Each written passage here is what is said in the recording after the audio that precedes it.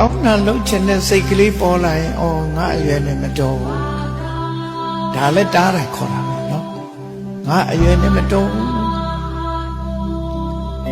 ဒါမျိုးမလုပ်သင့်ဘူးငါပြောရင်ရှက်စရာကြီးလူလောကဟိရိဝတ္တပဆိုတာ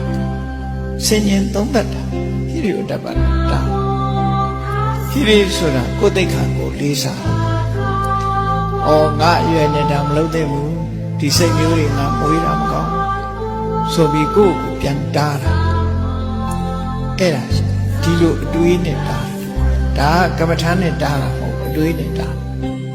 ဆင်ញင်တုံတရားနဲ့တွဲတားဩငါဒီသက်တည်ရလို့ဖြစ်နေပြီဩသူများသက်တည်တတ်နေတာသူများဥစ္စာခိုးတာသူတော်ကသားမယား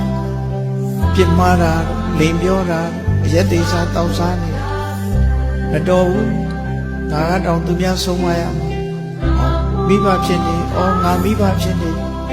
သားသမီးတွေငါဆုံးမရမှာငါလုံးနေလို့မတော်ဟောဒီလိုတွေးရမှာအဲ့ဒါလည်းစိတ်ကိုတားတယ်လို့ခေါ်အဲ့ဒါလို့မတားလို့ရှိရင်လူလောကမှာရုပ်ပြက်ဆင်းရဲဖြစ်ပြီးဂုဏ်သိက္ခာကြီးကျဆင်းတယ်ဆရာဖြစ်ရင်ဆရာဂုဏ်သိက္ခာမိဘဖြစ်ရင်မိဘဂုဏ်သိက္ခာအလုံးသူဂုဏ်သိက္ခာနဲ့သူနေရတားမြစ်ရ